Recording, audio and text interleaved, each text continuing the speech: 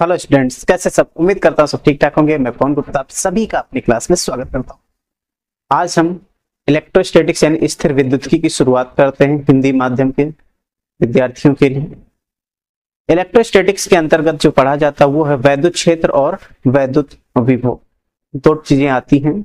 और इसको कंप्लीट करने के लिए हम 4 चैप्टर्स को पढ़ते हैं, जिसका हम पहला चैप्टर आज शुरू कर रहे हैं, कूलाम का नियम तथा वैद्युत क्षेत्र। कूलाम का नियम तथा वैद्युत क्षेत्र शुरुआत करें इससे पहले हम जानते हैं कि वैद्युत या विद्युत होता क्या है।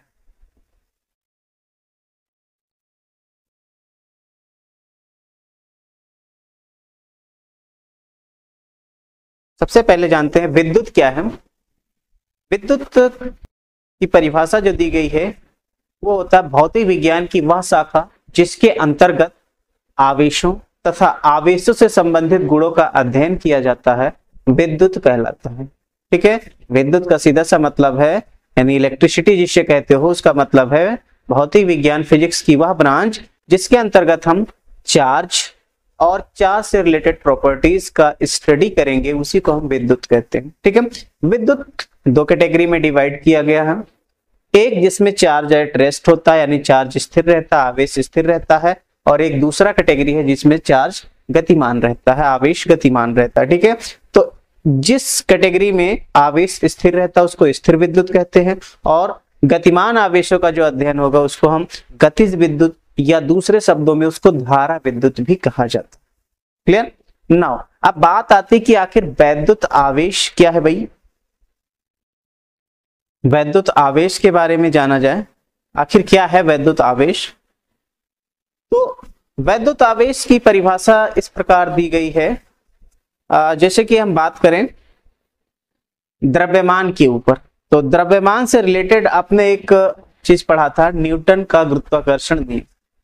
न्यूटन के गुरुत्वाकर्षण नियम में यह जाना था कि द्रव्यमान के कारण गुरुत्वाकर्षण बल लगता है।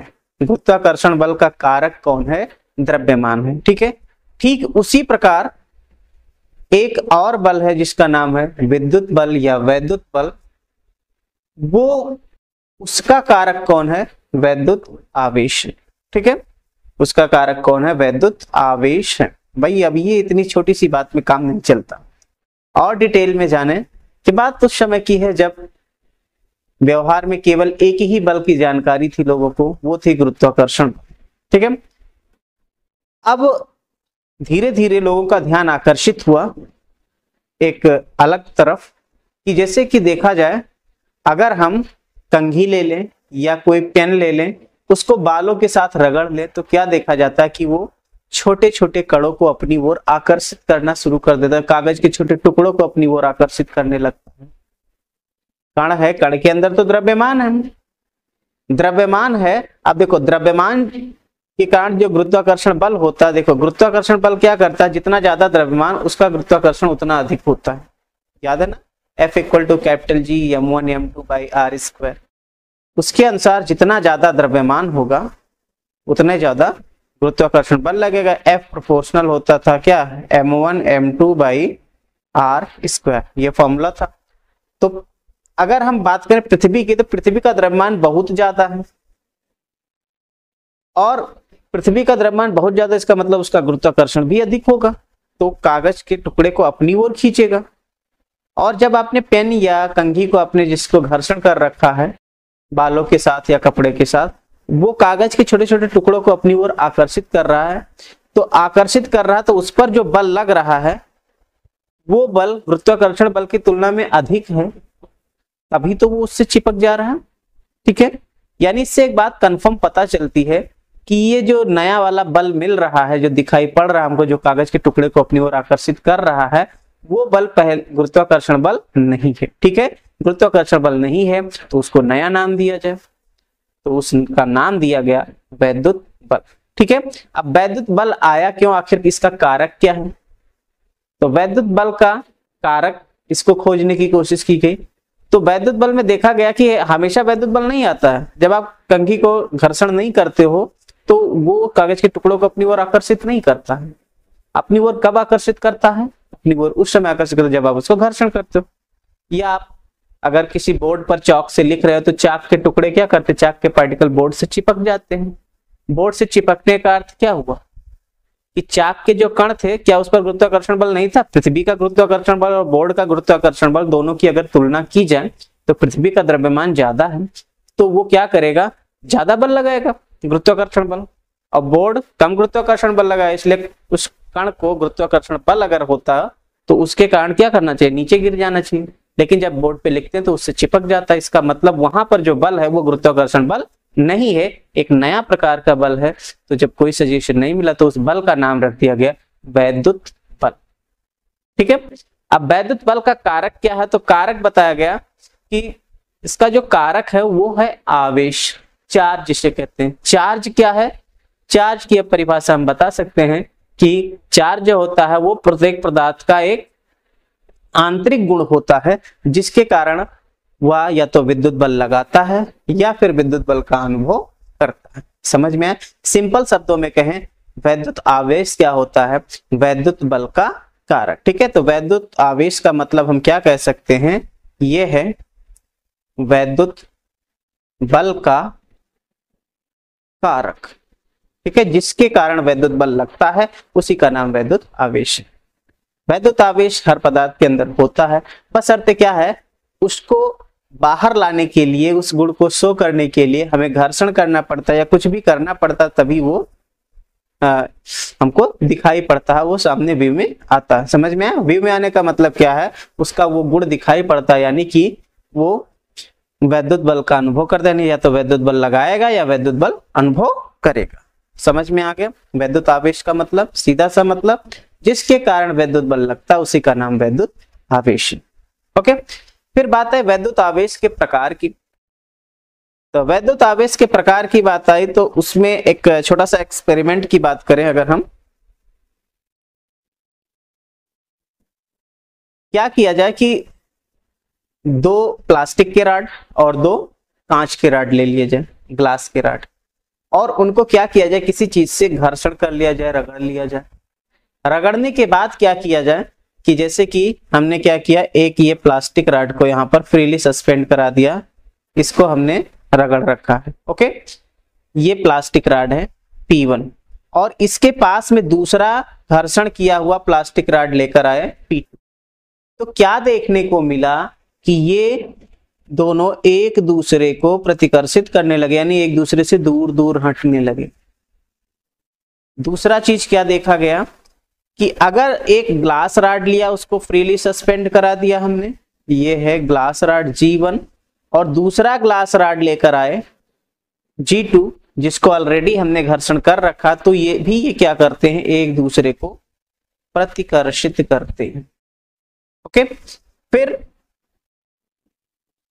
एक प्लास्टिक रॉड ले लिया जाए जिसको घर्षण कर रखा है हमने ऑलरेडी, ये है प्लास्टिक रॉड, और दूसरा ग्लास रॉड ले लिया जाए, दोनों को हमने किसी चीज से घर्षण कर रखा है, ये है ग्लास रॉड।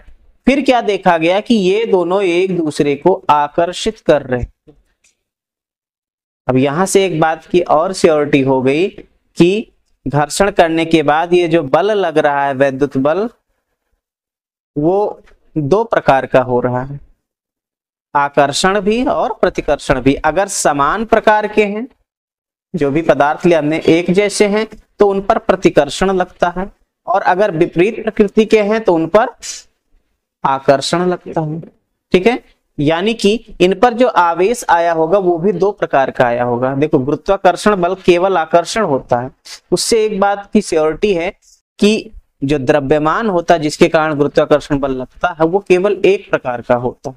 ठीक है, वैसे उसको पॉजिटिव कहते हैं, द्रव्यमान धनात्मक लिया जाता है। बट यहाँ पर जिसके कारण वैद्युत बल लग रहा है वो वैद्युत बल ही दो प्रकार का, इसका मतलब ये इस बात का संकेत है कि आवेश भी दो प्रकार का होता है। ठीक है, अब आवेश दो प्रकार का होता है, ये बात श्योर हुआ। अब इसका नामकरण की बारी है कि नाम क्या दिया जाए इसका। तो एक साइंटिस्ट है जिनका नाम है, साइंटिस्ट थे जिनका नाम था बेंजामिन फ्रैंकलिन। बेंजामिन फ्रैंकलिन ने इनका नामकरण किया धन आवेश और ऋण आवेश, यानी पॉजिटिव चार्ज और नेगेटिव चार्ज। कैसे नामकरण किया? इस प्रकार से कि जब विपरीत प्रकृति के दो आवेश ले लिए जाए जिन पर समान आवेश हो, जैसे कि एक प्लास्टिक और एक ग्लास है, और ये इन पर जो आवेश होगा वो विपरीत प्रकृति का होगा, तो इनको जब आपस में मिलाया जाता है तो ये क्या करते हैं, स्पार्क करते हैं और इनका नेट चार्ज हो जाता है 0, आवेश इन पर खत्म हो जाता है।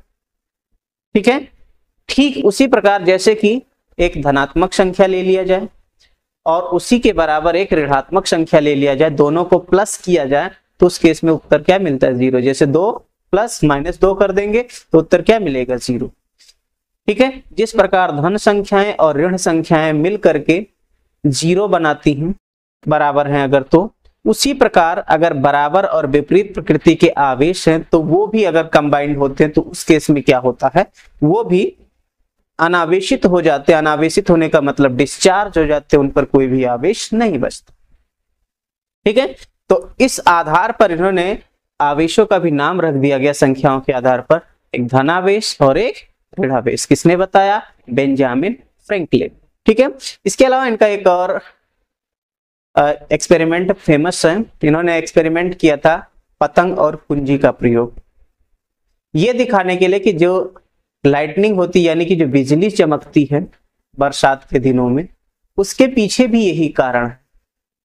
धनावेश ऋणावेश मिलते हैं, डिस्चार्ज होते हैं, यानी इलेक्ट्रिक डिस्चार्ज के कारण ही वहां पर भी स्पार्किंग होती है और वही हमको बिजली के रूप में दिखाई पड़ता है।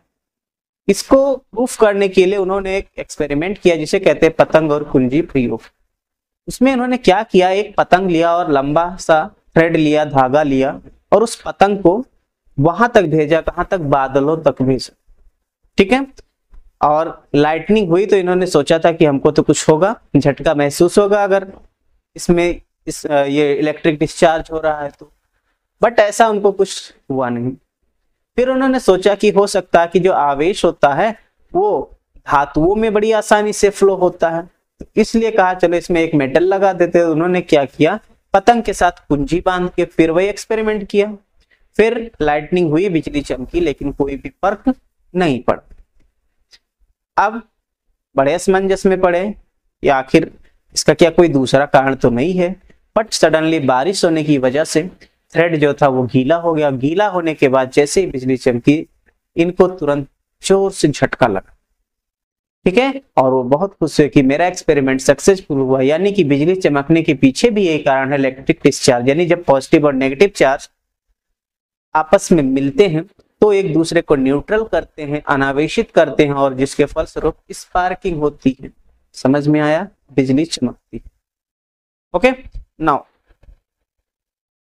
ये तो बातें उस समय की थी जब लोगों को इलेक्ट्रॉन, प्रोटॉन, न्यूट्रॉन, यानी कि आधुनिक जो मॉडल हम पढ़ते हैं परमाणु मॉडल, उसके बारे में कोई भी जानकारी नहीं थी। जब जानकारी हो गई तो फिर आवेशन का यानी चार्जिंग का नया सिद्धांत डेवलप किया गया, उसमें एक्सप्लेन किया गया कि कैसे चार्जिंग होता है। उसको कहते हैं आवेशन का इलेक्ट्रॉन सिद्धांत। आवेशन का इलेक्ट्रॉन सिद्धांत क्या कहता है कि जो प्रत्येक परमाणु होता है वो 3 मौलिक कणों से मिलकर बना है, प्रोटॉन, इलेक्ट्रॉन और न्यूट्रॉन। प्रोटॉन पर धनावेश होता है, न्यूट्रॉन अनावेशित होता, कोई आवेश नहीं होता, और जो इलेक्ट्रॉन होता है, इलेक्ट्रॉन पर ऋणावेश होता है। प्रोटॉन और न्यूट्रॉन नाभिक में होते हैं। इस प्रकार से अगर हम एक मॉडल ड्रा करें तो ये अगर नाभिक है तो इसमें प्रोटॉन होंगे और न्यूट्रॉन होंगे। ठीक है, और इलेक्ट्रॉन क्या करेंगे, डिफरेंट ऑर्बिट्स में, विभिन्न कक्षाओं में इस नाभिक की परिक्रमा करते रहते हैं। ठीक है, ये था आधुनिक मत के अनुसार परमाणु मॉडल जो बना हुआ, बेसिक मॉडल की बात कर रहे हैं।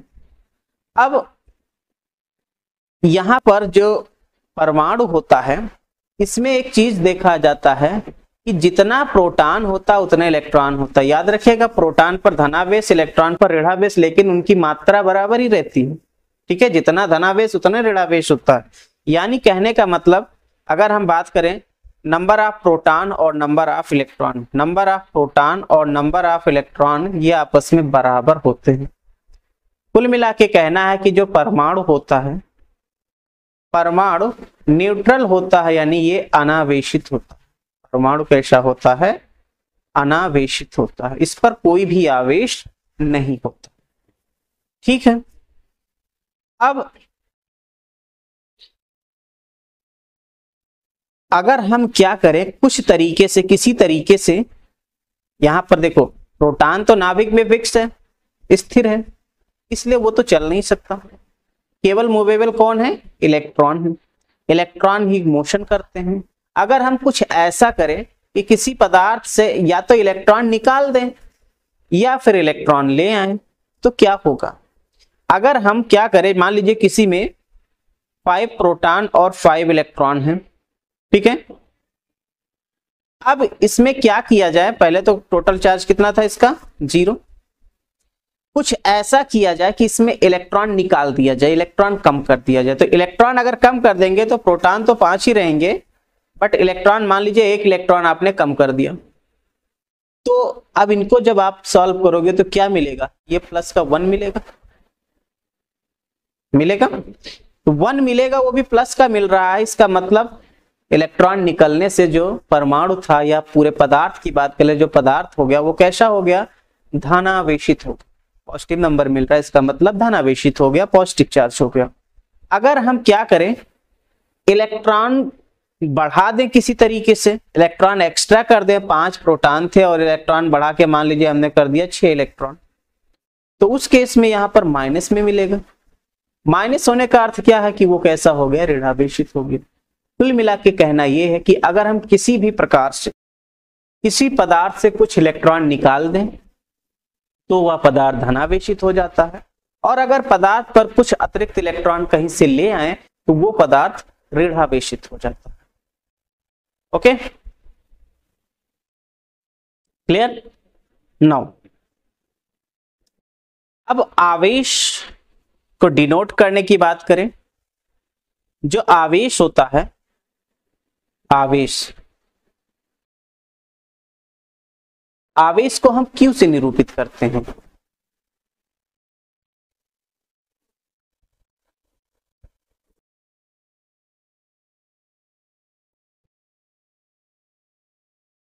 ओके, आवेश को किससे निरूपित किया जाता है? Q से। कोई जरूरी नहीं कैपिटल Q लिखो, स्मॉल Q भी लिख सकते हो, कोई दिक्कत नहीं। कैपिटल Q, स्मॉल Q यानी हम कोई भी यूज कर सकते हैं। अब देखो, अब इसको अगर हमें मूल मात्रकों से देखना है, तुलना करना है, तो क्या पता चलता है? देखो, जो आवेश होता है, इसको परिभाषित करने के लिए हम मूल मात्रकों पर जाते हैं। तो मूल राशियों में एक आया था विद्युत धारा, उसके आधार पर इसको परिभाषित करते हैं। तो याद करो कि जो विद्युत धारा था I, विद्युत धारा I इक्वल टू क्या था? आवेश बटे समय, ये तो था। तो यहां से आवेश Q इक्वल टू क्या लिख सकते हैं? I इंटू टी लिख सकते हैं। तो अगर हम इस Q का मात्रक लिखें तो क्या हो जाएगा? Q का मात्रक, Q का मात्रक, यहाँ I करंट है, विद्युत धारा को एम्पियर में नापते हैं, एम्पियर, और जो समय होता है, समय को सेकंड में नापते हैं, तो क्या हो जाएगा? Ampere into second. अब एसआई ने इस मात्रक को डिसाइड किया एक साइंटिस्ट के नाम पर, जिन्होंने आवेशों के बीच लगने वाले वैद्युत बल को बताया था, जिनको कहते हैं कूलाम। ठीक है, कूलाम के नाम पर एसआई मात्रक आवेश का क्या रख दिया गया? कूलाम रख दिया। ठीक है, कुल मिला के कहना है 1 कूलाम बराबर कितना हो जाएगा? 1 एम्पियर सेकंड। समझ में आया? यानी कि अगर किसी चालक में प्रति सेकंड हम क्या करें, 1 एम्पियर की विद्युत धारा प्रवाहित करते हैं, तो प्रवाहित आवेश की मात्रा 1 कूलाम होती है। नाउ सीजीएस मात्रक की बात करें, वैसे ये कोई मात्रक नहीं है, एक लिखने का तरीका बनाया गया है। सीजीएस मात्रक कहते हैं ईएसयू। ईएसयू का नाम है इलेक्ट्रोस्टैटिक यूनिट। ईएसयू का नाम क्या है? Electrostatic unit. ठीक है, इलेक्ट्रोस्टैटिक यूनिट इसे कहते हैं। एक और मात्रक रखा गया सीजीएस में, जिसको ईएमयू कहते हैं। ईएमयू कहते हैं इलेक्ट्रोमैग्नेटिक यूनिट। इसमें चार्ज मोशन में होता है तब ये यूनिट यूज करते हैं, और चार्ज रेस्ट में है तब ईएसयू यूज करते हैं सीजीएस में। ओके, याद रखिएगा 1 कूलाम बराबर होता है 1/10 ईएमयू। 1 कूलाम बराबर कितना होता है? 1/10 ईएमयू। ओके, याद रहेगा, इस बात को भूलिएगा मत। और इसके अलावा ESU के टर्म में लिखना तो 3 गुणे 10 का घात 9 कर देते हैं, तो ये बन जाता है ESU। ये रिलेशन है इसमें कूलाम में। सबसे छोटा मात्रक अगर आवेश की बात करें तो बताने वाले फ्रैंकलिन थे, इसलिए फ्रैंकलिन के नाम पर ही रख दिया गया है। आवेश का सबसे छोटा मात्रक क्या होता है? फ्रैंकलिन। सबसे बड़ा मात्रक बात करें तो फैराड होता है। ये छोटी छोटी बातें बहुत ज्यादा ध्यान देने की जरूरत इन पर नहीं है, लेकिन फिर भी ध्यान रखोगे तो ज्यादा सही है। बाई चांस कभी पूछ ले कि आवेश का सबसे छोटा मात्रक, तो सबसे छोटा मात्रक फ्रैंकलिन, और सबसे बड़ा मात्रक अगर पूछ ले तो सबसे बड़ा मात्रक क्या होता है? फैराड होता है। ठीक है, SI मात्रक कूलाम, CGS मात्रक ESU in term of electrostatic unit, और दूसरा यूनिट जब चार्ज मोशन में होता है तो EMU यूज करते हैं, यानी इलेक्ट्रोमैग्नेटिक यूनिट। एक कूलाम 1/10 यानी 1/10 EMU के बराबर होता है, और 3 गुणे 10 का घात 9 ESU के बराबर होता है। नाउ अब हम बात करें कि अगर Q का बीमा लिखा जाए, आवेश का विमीय सूत्र, अगर विमीय सूत्र लिखेंगे Q, तो यहां पर Q का मतलब देखिए I इंटू टी है। I की बीमा A और T की बीमा T होता है, तो आवेश का विमीय सूत्र Q इक्वल टू कितना होता है? AT। समझ गए? विमीय सूत्र आपने आराम से पढ़ा है, कोई दिक्कत नहीं है। नौ, अब बात करें चालक की। आखिर चालक क्या होते हैं? तो चालक अचालक इनको परिभाषित किया गया आवेश के प्रवाहित होने के गुण के आधार पर। अगर आवेश बड़ी आसानी से प्रवाहित हो जाता है किसी पदार्थ में तो उसको चालक कहते हैं, और जिसमें आवेश प्रवाहित ही ना हो उसको अचालक कहते हैं। ठीक है, तो चालक की परिभाषा क्या होगी? वह पदार्थ जिनमें आवेश का प्रवाह एक स्थान से दूसरे स्थान तक सुगमता से होता है, चालक कहलाते हैं। चालक के उदाहरण में जैसे धातुएं हो गई, विद्युत अपघट्ट यानी सेल का जो घोल होता है जिसे कहते हो, मानव शरीर हो गया, पृथ्वी हो गया। ठीक है, सबसे बड़ा उदाहरण पृथ्वी है। ये चालक होते हैं। ओके, हम जब चालक की बात करेंगे चैप्टर में तो मेन बात करेंगे धात्विक चालकों की, यानी धातुओं के चालक। विद्युत अपघट्ट में क्या होता है? विद्युत अपघट्ट में जो आवेश वाहक होते हैं वो आयंस होते हैं, धनायन और ऋणायन होते हैं। इसी प्रकार मानव शरीर में भी है, धनायन ऋणायन होते हैं। लेकिन मेन रूप से देखा जाए तो धातुएं ही एक ऐसी हैं जिनमें मुक्त इलेक्ट्रॉन जो होते हैं वो आवेश वाहक का कार्य करते हैं। इसलिए हम जब चालक की बात करेंगे तो मेन बात करेंगे किसकी? धात्विक चालक की। ओके, नाउ चालक से संबंधित दो टर्म हैं, एक है मुक्त आवेश और दूसरा है बद्ध आवेश। मुक्त आवेश और बद्ध आवेश क्या होता है? अगर कोई भी परमाणु है, किसी पदार्थ का परमाणु है, तो उसमें जो बाह्यतम कोश के इलेक्ट्रॉन, धातुओं की सिर्फ बात हो रही है, इस बात को ध्यान रखना धात्विक चालक की।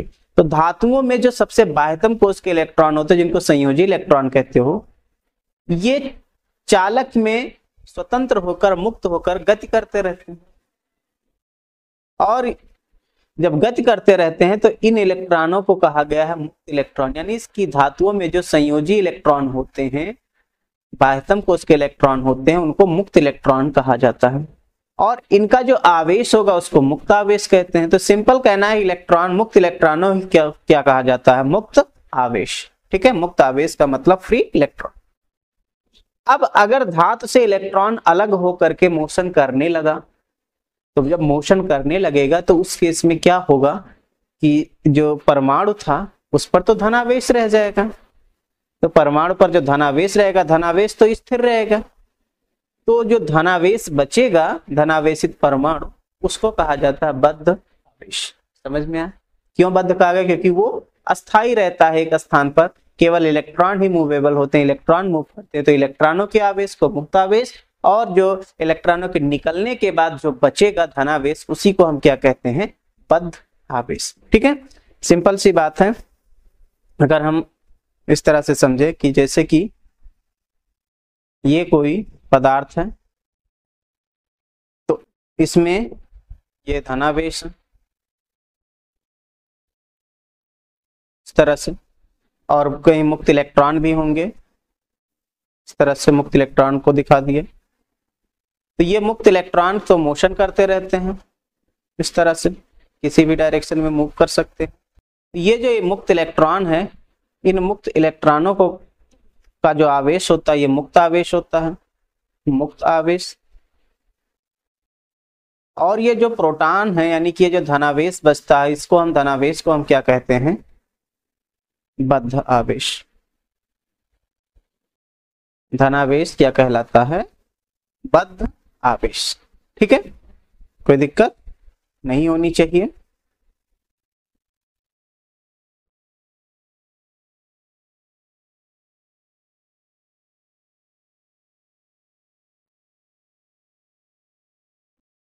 अब यहां कुछ इंपॉर्टेंट बातें हैं। क्या है भाई इंपॉर्टेंट बातों में, अगर किसी चालक को आवेश दिया जाता है तो जो आवेश दिया जाएगा वो अतिरिक्त आवेश कहलाएगा, क्योंकि पहले से तो वो न्यूट्रल रहता है। लेकिन जब आप उसको कोई आवेश देते हो तो आवेश क्या होता है, उसके केवल बाहरी पृष्ठ पर रहता है। ठीक है, जैसे कि हम बात करें कि ये एक धातु का गोला ले लिया, इस धातु के गोले को हमने आवेश दिया Q।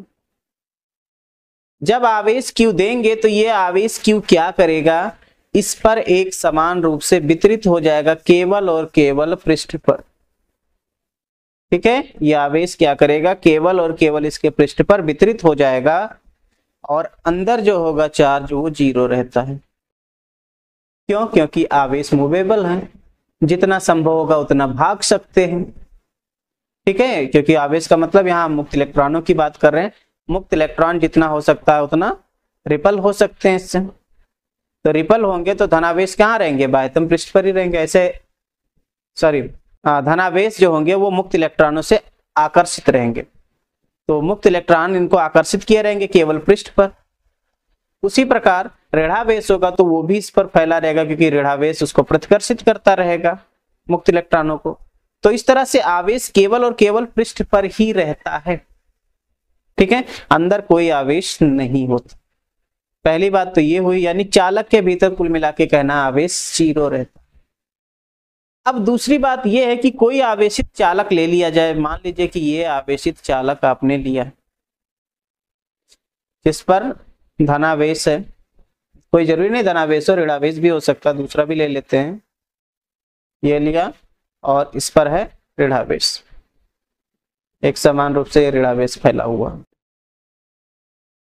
नाउ अब देखो, अगर इसको पृथ्वी से जोड़ दिया जाए तो ध्यान रखना पृथ्वी जो होता है सबसे बड़ा चालक होता है। अब इसको पृथ्वी से कनेक्ट कर दो, चलो पृथ्वी से कनेक्ट कर दिया, ये पृथ्वी को से कनेक्ट करने को दिखाया जाता है, इसको भी कनेक्ट कर देते हैं। ठीक, अर्थिंग कर दिया इसका। तो अर्थिंग करने से होता क्या है, पृथ्वी से जितना चाहो उतना इलेक्ट्रॉन ले लो, जितना चाहो इलेक्ट्रॉन उसको दे दो, कोई फर्क नहीं पड़ने वाला। क्यों, क्योंकि उसके अंदर बहुत सारे इलेक्ट्रॉन है और एक आध आ जाने से कोई फर्क पड़ने वाला नहीं होता। समझ गए, इस बात को ध्यान रखिएगा। तो जैसे पृथ्वी से इस धनावेश को कनेक्ट करोगे, कनेक्ट करने से क्या होगा, पृथ्वी के अंदर से निकलते हैं इलेक्ट्रॉन्स। क्या निकलते हैं, इलेक्ट्रॉन्स। अब ये इलेक्ट्रॉन क्या करेंगे, इस पर जो धनावेश जितना होगा उन सभी धनावेश को न्यूट्रल कर देंगे, अनावेशित कर देंगे, तो चार्ज इस पर बाद में अंतिम चार्ज क्या हो जाएगा, 0। इसकी बात करें अगर, यहां पर इस चालक पर जितने अतिरिक्त इलेक्ट्रॉन होंगे जिनके कारण ऋणावेश आया है, वो सारे इलेक्ट्रॉन पृथ्वी में चले जाएंगे, तो कुल मिला के इस पर भी चार्ज क्या बन जाएगा, 0। समझ में आया? ठीक है, यानी किसी चालक को अगर आवेश देते हो तो आवेश केवल पृष्ठ पर रहता, अंदर कोई आवेश नहीं रहता। और अगर कोई आवेशित चालक है उसको पृथ्वी से कनेक्ट कर देते, पृथ्वी से कनेक्ट करने का मतलब उसको अपने हाथों से छू भी लोगे, तो आपका शरीर तो पृथ्वी से कनेक्ट है ना, तो हाथों से छू लोगे, हमारी बॉडी कंडक्टर है, तो आवेश क्या करेंगे, आप उससे चल करके सीधा अर्थ में चले जाएंगे। तो इस तरह से वो पदार्थ कैसा हो जाएगा, अनावेशित हो जाएगा, न्यूट्रल हो जाएगा। ठीक है, तो कुल मिला के कहना है, अर्थिंग का मतलब समझिएगा, जैसे गाड़ी है, गाड़ी में अर्थिंग कर रहे हैं तो गाड़ी की बॉडी से कनेक्ट कर दिया, या फिर हम जनरल समझते हैं पृथ्वी से कनेक्ट करने का मतलब हाथों से टच कर लो तो भी वो पृथ्वी से कनेक्ट हो गया। ग्राउंडिंग करना कैसे भी कर सकते। ओके, तो ये बातें थी चालक की। नाउ अब बात करें विद्युत रोधी यानी इंसुलेटर्स की, जिन्हें अचालक भी कहते हो। अचालक का मतलब वह पदार्थ जिनमें आवेश का प्रवाह एक स्थान से दूसरे स्थान तक नहीं हो सकता, उसको कहते हैं विद्युत रोधी या अचालक। एक और नाम भी रखा गया है, परावैद्युत भी कहा जाता है। ठीक है, उदाहरण के तौर पर जैसे कांच हो गया, रबर हो गया, प्लास्टिक हो गया, कागज हो गया, सूखी लकड़ी हो गई, ये सब क्या है, विद्युत रोधी या अचालक या इंसुलेटर्स। ठीक है, और विद्युत रोधी को परावैद्युत, परावैद्युत यानी अंग्रेजी में इसको कहते हैं डाई इलेक्ट्रिक भी कहा जाता है।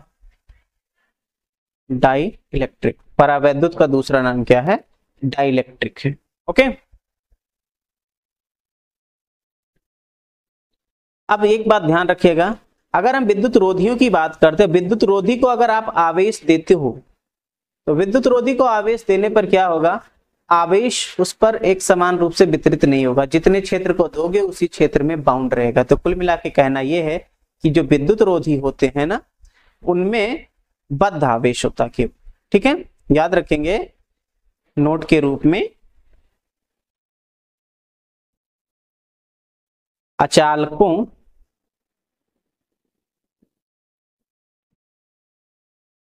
में बद्ध आवेश होता है, बद्ध आवेश होता है। समझ गए? यानी कुल मिला के ये मत कहना अब इसमें कि इसमें अगर किसी चालक को आवेश किसी अचालक को आवेश दिया गया है तो उसके अंदर आवेश नहीं रहेगा। अचालक का जो आवेश होगा वो अंदर भी रहेगा और बाहर भी रहेगा। ठीक है, जितने क्षेत्र में देंगे उतने क्षेत्र में ही रहेगा, इसीलिए इसको हम कहते हैं इसमें जो आवेश वो बद्ध आवेश पाया जाता है। क्लियर? नौ, अब बात करें आवेशन की विधियां, यानी आवेश उत्पन्न करने के क्या क्या मेथड्स हैं, क्या क्या तरीके। तो आवेश उत्पन्न करने का एक बस बेसिक तरीका तो हमने पढ़ा, वो क्या है, घर्षण द्वारा आवेश। किसी पदार्थ को अगर हम दूसरे पदार्थ से घर्षित करते हैं, रगड़ते हैं, तो रगड़ने पर क्या होता है कि उस पर आवेश उत्पन्न हो जाता है, जिससे वो छोटे छोटे कागज के टुकड़ों को अपनी ओर आकर्षित करता है। तो ये घर्षण के द्वारा जो आवेशन होता है, इसमें एक बड़ी इंपॉर्टेंट बात है, घर्षण के द्वारा जो आवेशन होता है वो केवल और केवल परावैद्युत पदार्थों के लिए यानी अचालकों के लिए है, सिर्फ केवल अचालकों पर। ठीक है, घर्षण द्वारा आवेशन किसका किया जा सकता है, केवल अचालकों का ही किया जा सकता। भाई चालक का क्यों नहीं किया जा सकता? तो चालक को करने के पीछे, ना कर पाने के पीछे एक वजह है। जैसे किसी चालक को आपने घर्षण किया, आवेश तो आया उस, लेकिन आपने उसको पकड़ तो रखा है, टच कर रखा है ना, तो टच कर रखा तो आवेश धातुओं से तो चल करके आपके बॉडी में आ जाएगा, और जब आपके बॉडी में आ जाएगा तो वो बॉडी से होकर कहाँ चला जाएगा, पृथ्वी में। कुल मिला के उस पर फिर से आवेश क्या बना रह जाएगा, जीरो। तो उस पर हम आवेश रख ही नहीं पाएंगे, उत्पन्न ही नहीं कर पाएंगे। इसलिए घर्षण द्वारा आवेशन केवल और केवल अचालकों पर ही होता है। दूसरी बात यहाँ पर ध्यान रखना, जैसे मान लीजिए कि दो वस्तु हैं, उनको आपने एक दूसरे से घर्षण किया, तो घर्षण में एक वस्तु पर धनावेश होगा और एक पर ऋणावेश होगा। आखिर इसके पीछे कारण क्या है? जब घर्षण करते हैं तो एक हो सकता है कि एक पदार्थ का इलेक्ट्रॉन दूसरे पर चला जाए, तो जिस पदार्थ से इलेक्ट्रॉन निकल जाएगा उस पर धनावेश, और जिस पर अतिरिक्त इलेक्ट्रॉन चला जाएगा वो कैसा हो जाएगा, ऋणावेशित हो जाएगा। तो घर्षण के द्वारा आवेशन करने में ध्यान रखना है, जितना धनावेश उत्पन्न होता है उतना ही दूसरे पदार्थ पर ऋणावेश उत्पन्न होता है। ठीक है, दूसरा मेथड क्या है, दूसरा जो मेथड है आवेश उत्पन्न करने का वो है चालन। चालन के द्वारा आवेशन, चालन यानी कंडक्शन द्वारा क्या होता है, इसमें क्या किया जाता है, एक कोई आवेशित पदार्थ लिया जाता है, ठीक है, और उसके संपर्क में हम क्या करते हैं, एक चालक लेकर आते हैं। चालन द्वारा आवेशन, इसमें याद रखिएगा ये किस में होता है, चालकों में होता है। ठीक है, ये चालकों पर आवेश उत्पन्न करने का तरीका है चालन द्वारा आवेशन। तो इसमें क्या होगा कि एक कोई आवेशित पदार्थ ले लेंगे, मान लीजिए कि कोई एक ये आवेशित पदार्थ है इस तरह से, ठीक है, ये आवेशित, और इस आवेशित पदार्थ के संपर्क में हम दूसरा एक अनावेशित पदार्थ लाएंगे, तो इसके संपर्क में ले आते हैं, इस तरह से एक अनावेशित पदार्थ ले आए तो उस केस में क्या होगा, देखिए जिस पर आवेश होता है वो अस्थायी हो जाता है क्योंकि उसके पास एनर्जी ज्यादा हो जाती है। एनर्जी अधिक होने के कारण वो अस्थायी नहीं होता, तो हर कोई अस्थायी होना चाहता है। तो अस्थायी होने के लिए वो क्या करेगा, अपना आवेश दूसरे को देना चाहेगा, अपना बोझा थोड़ा सा कम करना चाहेगा, इसके ऊपर जो आवेश का बोझा उस बोझे को कम करेगा। तो कम करने के लिए क्या करेगा कि अपने आवेश को दूसरे को स्थानांतरित करना शुरू कर देगा। तो इस पर धनावेश था और ये इधर स्थानांतरित करना शुरू कर देगा, जितना कर सकेगा करेगा।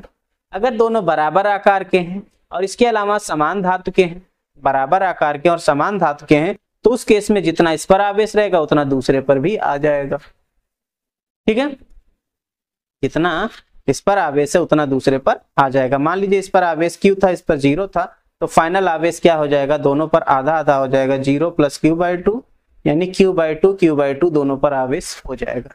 ऐसे ऋणावेश है तो दोनों पर -Q/2 हो जाएगा। ये तब होता है जब बराबर आकार के हैं और समान धातु के हैं। ठीक है, इसमें एक बात ध्यान रखना है कि जो आवेश उत्पन्न होगा दूसरे पर, जैसे इसको अलग करोगे तो अलग करने के बाद ये आपका इसका आवेश कम हो जाएगा, बट इस पर धनावेश था, धनावेश रहेगा, और दूसरा वाला जब अलग करोगे तो इस पर भी इस तरह से आपका धनावेश वितरित हो जाएगा। चालक है तो चालक के पृष्ठ पर फैल जाता है। ठीक है, तो इस तरह से चालन द्वारा भी हम आवेश उत्पन्न कर सकते हैं, यानी कि पदार्थ को चार्ज कर सकते हैं। और इसमें क्या करना पड़ता है, एक अनावेशित पदार्थ को आवेशित के संपर्क में लाना पड़ता है। जब संपर्क में लाते हैं तो संपर्क में लाने के बाद क्या होता है कि आवेश का स्थानांतरण शुरू होता है। ठीक है, इस तरह से जैसा आवेश है वैसा दूसरे पदार्थ पर भी आवेश उत्पन्न हो जाता है। तीसरा तरीका जो आवेश उत्पन्न करने का है वो है प्रेरण, इंडक्शन के द्वारा। इंडक्शन में क्या होता है, संपर्क में नहीं लाया जाता पदार्थ को। क्या करते हैं, जैसे कि एक कोई, ध्यान रखना प्रेरण द्वारा दोनों पर आवेशन किया जा सकता है, चालक अचालक दोनों पर कर सकते हैं। यहां पर हमने क्या किया, एक कोई पदार्थ है जो कि आवेशित है, मान लीजिए इसका ये सिरा आवेशित है। अब इसके पास में संपर्क नहीं कराना, सिर्फ इसके पास में लाना है। कोई दूसरा अनावेशित पदार्थ ले आते हैं, मान लो ये अनावेशित पदार्थ, तो इसका ये जो इस किनारे वाला धनावेश है, इसके मुक्त इलेक्ट्रॉनों का अगर चालक होगा तो मुक्त इलेक्ट्रॉन होंगे, इलेक्ट्रॉनों को ये अपनी ओर आकर्षित कर लेता है। ओके, और इस साइड क्या आ जाते हैं, धनावेश आ जाते हैं। इलेक्ट्रॉन जब खिसक आए इधर तो उधर बचे क्या, धनावेश बचे। ओके, नाउ इसके बाद क्या करें, इस वाले पार्ट को, इधर वाले पार्ट को हम इसको अर्थिंग कर दें, पृथ्वी से कनेक्ट कर दें, तो मुक्त इलेक्ट्रॉन या पृथ्वी से इलेक्ट्रॉन निकल करके इधर के धनावेश को खत्म कर देंगे। खत्म करने के बाद अर्थिंग को हटाना, पहले क्या करना है, अर्थिंग को हटाना है। अर्थिंग हटा दिया, अर्थिंग हटाने के बाद फिर इधर वाला आवेशित जो पदार्थ था उसको हटाना है, उसको हटा दिया। फिर क्या करेगा, इस पदार्थ पर इस तरह से इस साइड में ऋणावेश उत्पन्न हो जाएगा। समझ गए, बाद में अगर चालक है तो पूरे पर फैल जाएगा, अचालक है तो केवल उसी साइड रह जाएगा। उम्मीद है समझ गए होंगे। प्रेरण द्वारा आवेशन, प्रेरण में क्या होता है, हम क्या करते हैं, एक आवेशित पदार्थ के समीप में एक अनावेशित पदार्थ को रखते हैं और उससे प्रेरित होकर के दूसरे पदार्थ पर विपरीत आवेश आ जाता। ध्यान रखना, चालन में एक जैसा आवेश आया था, लेकिन प्रेरण में विपरीत आवेश आ जाता है। ओके, समझ गए होंगे। चलिए आगे बात करें। वैद्युत आवेश के मूल गुण क्या होंगे, इसके कौन कौन सी क्वालिटीज हैं भाई। क्वालिटी नंबर 1, पहली क्वालिटी क्या कहती है, सजातीय आवेशों के बीच प्रतिकर्षण तथा विजातीय आवेशों के बीच आकर्षण बल लगता है। इसको हमने एक्सपेरिमेंटली बताया कैसे, 2 प्लास्टिक और 2 ग्लास रॉड लेकर। जब प्लास्टिक रॉड था तो उनके बीच ग्लास रॉड था तो उनके बीच रिपल्सन था, लेकिन जब एक प्लास्टिक और एक ग्लास लिया गया तो उसके बीच क्या आ गया, अट्रैक्शन आ गया, आकर्षण आ गया। मतलब समान आवेश प्रतिकर्षित करते हैं और विपरीत आवेश क्या करते हैं, एक दूसरे को आकर्षित करते हैं। ठीक है, कुल मिला के कहना यह है कि अगर आपके पास एक धनावेश है और इस दूसरा भी धनावेश है, तो ये एक दूसरे को प्रतिकर्षित करेंगे। इस तरह से इनके बीच प्रतिकर्षण लगेगा। अगर एक ऋणावेश है दूसरा ऋणावेश है तो इनके बीच भी क्या लगने वाला है, प्रतिकर्षण लगने वाला है। और अगर एक धनावेश है और एक ऋणावेश है तो इनके बीच जो लगने वाला है वो है आकर्षण। समझ गए? यहां पर अट्रैक्शन है, अट्रैक्शन, और इधर क्या है, इधर है रिपल्सन। समझ गए? दूसरा गुण, आवेश जो होता है वो योगात्मक होता है, यानी चार्ज इज एडिटिव। योगात्मक होने का अर्थ,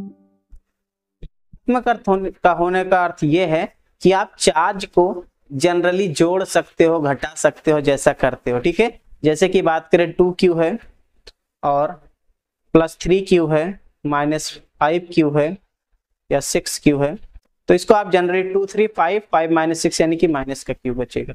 इस तरह से आप चार्ज को जोड़ सकते हो। ओके, समझ में आया? यानी आवेशित पदार्थ को और आवेश दोगे तो आवेश बढ़ भी सकता है, अगर विपरीत आवेश दोगे तो आवेश घट जाएगा। सिंपल सा ये कहना है। तीसरा पॉइंट, आवेश जो होता है संरक्षित है। संरक्षित होने का अर्थ है आवेश को ना नष्ट कर सकते ना उत्पन्न, खाली क्या कर सकते हैं, एक पदार्थ से दूसरे पदार्थ में स्थानांतरित किया जा सकता। ठीक है, तो आवेश संरक्षित है। इसके उदाहरण के तौर पर अगर आए तो दो उदाहरण फेमस है। एक है जिसका नाम है पेयर प्रोडक्शन, युग्म उत्पादन जिसे कहते हो, पेयर प्रोडक्शन, हिंदी में कहते हैं इसको युग्म उत्पादन। युग्म उत्पादन ये नाभिकों में होता है।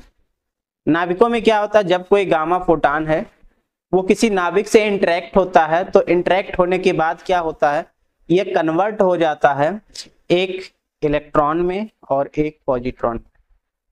ठीक है, ये क्या है, ये है इलेक्ट्रॉन और ये है पॉजिट्रॉन। पॉजिट्रॉन,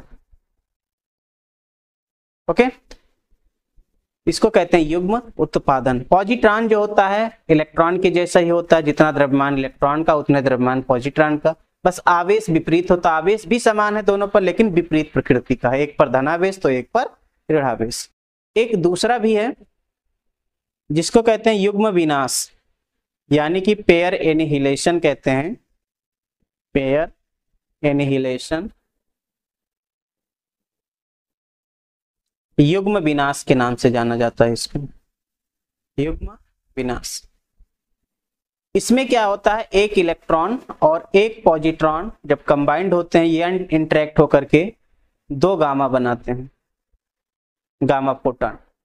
फोटॉन पर कोई आवेश नहीं होता, ध्यान रखिएगा, फोटॉन पर कोई भी आवेश नहीं होता। तो इस तरह से देख सकते हो, यहां पर पहले इधर आवेश कितना था, चार्ज 0 था, और इधर जितना धनावेश उतना ऋणावेश, इधर भी चार्ज 0। तो पहले भी चार्ज 0 था, अंतिम चार्ज 0। इसका मतलब क्या हुआ, यहाँ पर आवेश संरक्षित न नष्ट हुआ न उत्पन्न हुआ। उसी प्रकार से पेयर एनिहिलेशन में इधर देखिए प्लस माइनस, इधर 0 चार्ज और इधर भी क्या है, 0 चार्ज। इसका मतलब क्या हुआ कि यहाँ भी आवेश संरक्षित है। घर्षण के द्वारा आवेशन में भी जितना पॉजिटिव उत्पन्न होता उतना नेगेटिव उत्पन्न होता, तो नेट चार्ज पहले भी 0 था और अंतिम में भी 0 ही है। तो इस तरह से कोई भी प्रक्रिया होगी उसमें हमेशा आवेश संरक्षित रहेगा ही रहेगा। ओके, एक आखिरी प्रॉपर्टी है आवेश की क्वांटम प्रकृति, यानी फंडामेंटल चार्ज, मूल आवेश की बात करें। क्वांटम प्रकृति का मतलब होता है हम जैसा चाहें वैसा आवेश अपनी इच्छा अनुसार नहीं ले सकते, केवल निश्चित वैल्यूज को ही ले सकते हैं। इसी को कहते हैं क्वांटम प्रकृति। समझ में आया? जितना मर्जी चाहे उतना आवेश हम नहीं ले पाएंगे, कुल निश्चित वैल्यूज को ही ले पाएंगे। ठीक है, वो निश्चित वैल्यू क्या होगी, किसी संख्या का या किसी मान का पूर्ण गुणज होगी। ठीक है, वो पूर्ण गुणज यानी किस संख्या का, उसको मूल आवेश कहा जाता है, जो कि मुक्त इलेक्ट्रॉन का होता है। तो किसी आवेशित वस्तु या कण पर जो आवेश का मान होता है वो मूल आवेश यानी इलेक्ट्रॉन के आवेश का पूर्ण गुणज होता है, जिसे आवेश का क्वांटम सिद्धांत कहते हैं। ठीक है, क्वांटम सिद्धांत क्या कहता है, किसी वस्तु पर आवेश जो होगा वो इलेक्ट्रॉन के आवेश का केवल पूर्ण गुणज होगा। कुल मिला के कहना यह है कि जो आवेश Q होगा वो Ne के बराबर होगा, प्लस माइनस भी लगा सकते हैं, जहां पर n पूर्ण संख्या यानी n 0 1 2 3 एंड सो ऑन हो सकता है। ये किसी वस्तु पर आवेश हो सकते हैं। ठीक है, आपके पास 1e चलेगा, 2e चलेगा, 3e चलेगा, ये सब चलेंगे, लेकिन कहो 1.5 भी चले तो ये नहीं चल सकता। ठीक है, क्योंकि कभी भी पदार्थ स्थानांतरित होगा, इलेक्ट्रॉन स्थानांतरित होगा अगर, तो पूरा इलेक्ट्रॉन स्थानांतरित होगा, आधा इलेक्ट्रॉन कभी भी स्थानांतरित नहीं हो सकता। ओके, बस आज के लिए इतना ही।